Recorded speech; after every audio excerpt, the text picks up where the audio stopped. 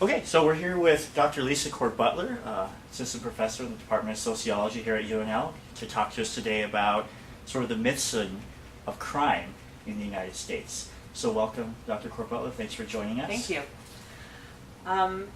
One of the things I think is really fascinating about sociology as a topic is thinking about the myth-busting aspects of it. So we can look at lots of different facts that we think we know about the social world, and when we get into them from a sociological viewpoint, we see them differently.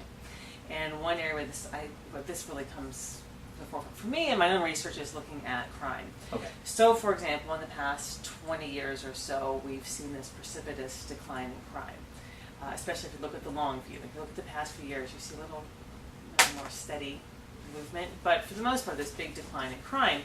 At the same time, people are, when you look at Gallup polls, for example, still worried about crime. They still think crime is going up, despite the fact that it hasn't been going up for some time. And we still have these criminal justice policies that are very reactive to this concern and fear about crime. So while crime has been going down markedly, we still see high rates of incarceration. And those two things aren't necessarily correlated, right? So you'd expect if crime is going down, we'd see fewer people going to prison, and that doesn't happen. And so where this led me in my own research was to think about how we have these ideas. So where do people get the idea that even though crime's going down, we look at the numbers, in fact, people think it's going up. And one way we kind of think about these things in my research and other research is to look at the media as a source of information about crime. For most of us, it's where we learn about crime. Most of us don't come to sociology classes and learn about crime, right? We see the news, we read about it on the internet, we watch TV shows and movies that deal with crime a lot. And so that's where a lot of us get our information. And so in my own research, I've looked at how people view these shows, how it relates to their fear of crime, and their support for justice policies. And so in some of this research, we did a survey of Nebraskans. We asked what kinds of shows they watch. Okay. We asked about fiction shows, nonfiction shows, things like Law and Order versus things like you might see on the Discovery Channel. Okay. And how people perceived those and how it made them feel about the justice system, about their own worry about crime and their support for the death penalty.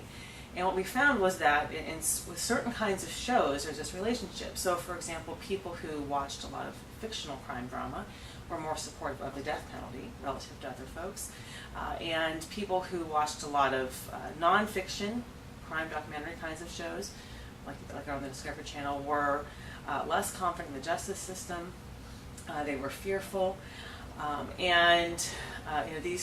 These things influence how they thought we should deal with criminal justice policies, right? And so we see this kind of variation based on the kind of show people watch about how it influences our ideology, how it influences the kind of information they have about crime. And so in my other work, I've gone further back and looked at children's programming as a source of information, right? We often think about the news as a place we learn about crime, or we think about Law and Order or NCIS or whatever those shows are. We don't often think about these shows that kids watch, and in fact they deal with crime, especially if you look at superhero cartoons, which is what I was primarily interested in. And of course we know that Batman, Superman, Spider-Man are all crime fighters, right? But what was really interesting to me in watching about 50 different episodes of these shows was looking at what kinds of things they were saying about criminals and what kinds of things they were saying about how we should handle people who violate the law.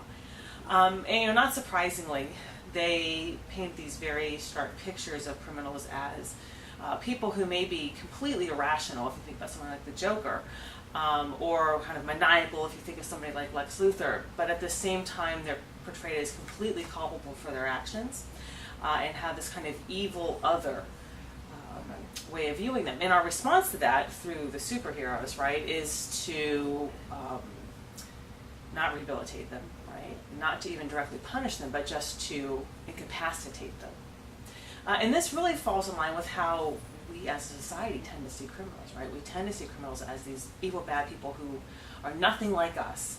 And our response in the past 30 to 40 years has been to incapacitate them through incarceration.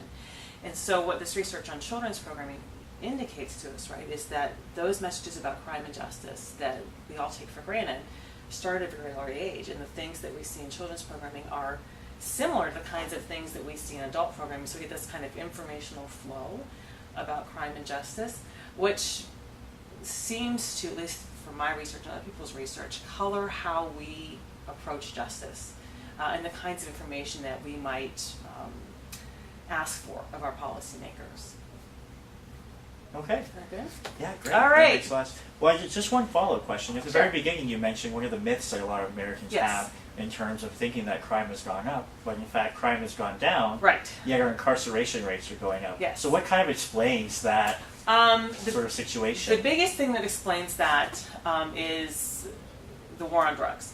Right? So if you look at the changes in policy we had starting in the late 80s, where we relied much more heavily on incarceration as a response to drug crime, and we're talking about not huge dealers, but low-level street corner dealers, users who got caught up in other kinds of crimes, and these people account for a large portion of people who end up incarcerated.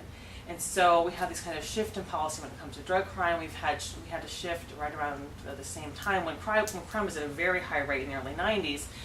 Shift in policies, things like 3 strikes and you're out, truth in sentencing laws, and these shifts in making sure that people stay in prison as long as possible, and so forth. So you have people who may have committed 3 felonies, but their 3rd felony is rather lightweight, like a burglary, but yet they're locked up for an extended period of time.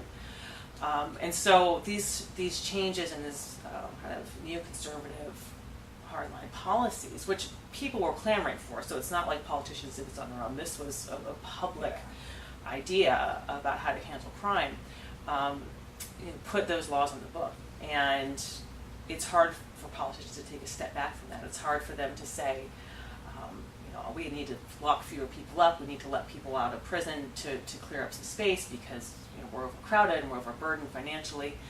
But that's hard because no politician wants to seem soft on crime. Yeah. Right? And so and it doesn't even matter whether they're Democrats or Republicans, right? These are things that in some ways cross party lines because no matter what your political ilk, you don't want to seem like the guy who, or the gal who let the criminals back on the street. I mean, I think we're seeing a slight shift in that now. We've seen prominent conservatives, Republicans, I should say, like Newt Gingrich, come out and say, we need to do something differently because of the financial burden. That's the angle politically that's been played lately. Like, this is costing us a lot of money, despite the fact that the Supreme Court has said to some states you need to clean up your act because you're overcrowded and it's unsafe and unhealthy.